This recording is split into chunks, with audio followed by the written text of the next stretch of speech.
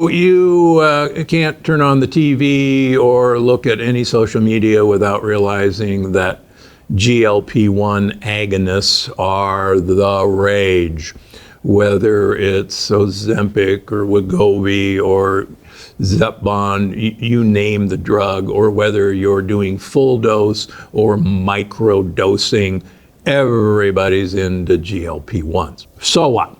Well, first of all, we got to remember what GLP-1 does and actually where it comes from. So GLP-1 is one of the mechanisms of producing satiety, feeling full.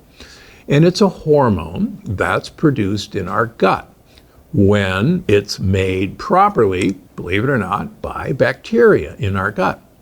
Now, there are other hormones that reduce hunger. Another one is cholecystokinin, CCK, and that's produced higher up in our gut with ingestion of fat.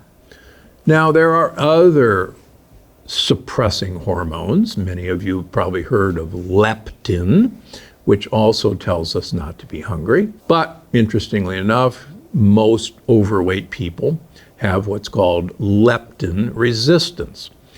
Leptin resistance is very similar to insulin resistance. You make lots of insulin or you make lots of leptin, but your brain doesn't respond to it, or your muscles don't respond to insulin. So even though you're making lots of these compounds, you may not respond to them. Okay, so that's how GLP-1s work.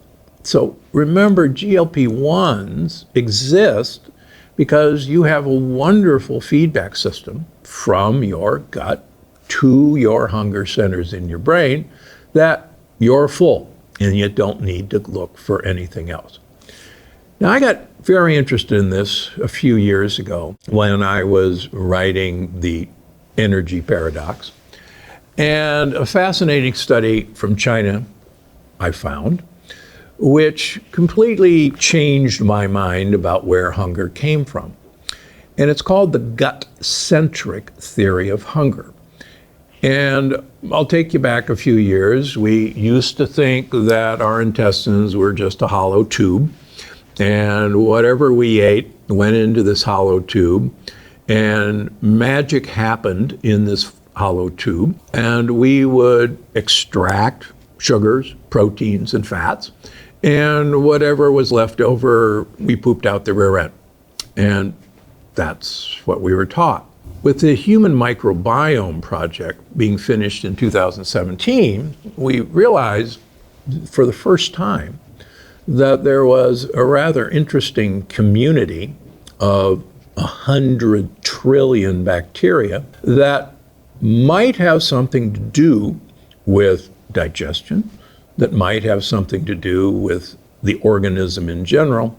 And we began to realize that rather than this perfect human specimen, we were actually a symbiotic organism where our gut bacteria were a huge part of the way the organism should function properly.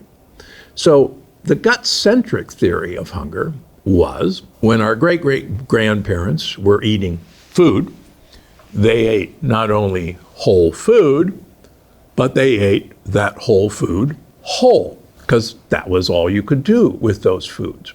And that food, that whole food, had a lot of leftover things that we could not digest and absorb. Things like starches, like resistant starches, like fiber, that would trickle through our digestive tract and make it down to our colon, our large intestine, where most of our gut bacteria live. And for many, many years, we would get what we needed out of the food, but there'd be a lot left over that the gut bacteria would get to eat and produce all sorts of wonderful compounds, including GLP-1. Imagine that. So as long as we were eating whole foods and eating them whole, our gut buddies, as I call them, got what they wanted to eat. Now fast forward to modern America, unfortunately much of the world, we no longer eat whole food. And we certainly don't eat it whole. We've processed it, we've ultra processed it, and we've stripped out all the things that used to be left over for our gut bacteria. They're gone. All the fiber's gone. All the resistant starches are gone. All the leftovers are gone. So we could still be eating a large amount of food, but the food for our gut buddies is no longer there. So what? Well, under the Chinese study, they took healthy volunteers and put them on a 2-week water fast. All they got was water for 2 weeks. Half the group were given 100 calories a day of fiber, non-absorbable, non-digestible fiber. In other words, there were no calories for the volunteers. The other group just got water. The group that got 100 calories of non-digestible fiber, in other words, food for gut buddies, had absolutely no hunger for the entire 2 weeks. And yet all they were doing is drinking water. The other group, as you can imagine, and as anyone who's done a water fast, like I have, you get pretty doggone hungry for a number of days before other hormone systems kick in. Why did these guys not get hungry? Because the gut buddies were given what they needed to eat. And they sent messages to the brain in the form, among other things, of GLP-1, saying, our needs are met, we're fine, you don't have to go look for anything else. And so they weren't hungry. So that's called the gut-centric theory of hunger. Why that's so important is we now know that with our diets now devoid of fiber, now devoid of the leftovers that our gut bacteria really want, they hear us eating. They hear the gut contracting. And they're going, okay, he just ate something. It's coming. I just have to wait. I know he's eating something. It's coming. And nothing ever arrives. So what happens? Your gut bacteria make hunger hormones like ghrelin that say, what the heck? You just ate something and nothing came. Go find something else and keep eating it until I tell you that my needs are met. Does that sound like a problem in the United States? You're right. We keep eating, and it doesn't make us full. It doesn't stop our hunger because we're not feeding the guys who are in control of our hunger. And the great thing is, it's so easy to manufacture GLP-1 just by changing the foods that give your gut buddies the things they need, whether it's soluble fiber, whether it's fermented foods. The easiest, of course, is vinegar. Any fermented food, like sauerkraut, like kimchi. Believe it or not, cacao is a fermented food. Coffee is a fermented food. Yogurts are fermented foods. Kefirs are fermented foods. Kombucha, as long as it's low sugar, is a fermented food. Any of these and all of these will give your gut buddies what they need to eat.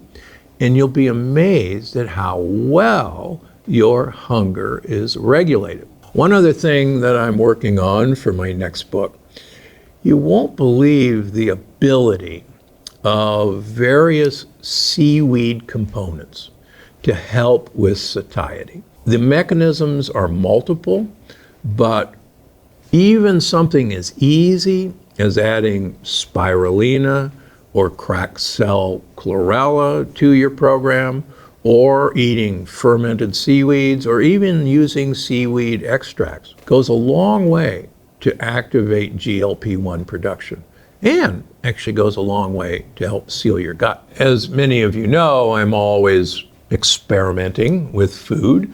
I'm always experimenting with what I'm working on for my next book. And in the process of writing my upcoming book, I decided to add a number of seaweed-based foods to my diet. I'm not a big seaweed fan. Sorry, I decided to test the theory. And it's not a theory. I decided to test what science experiments have shown.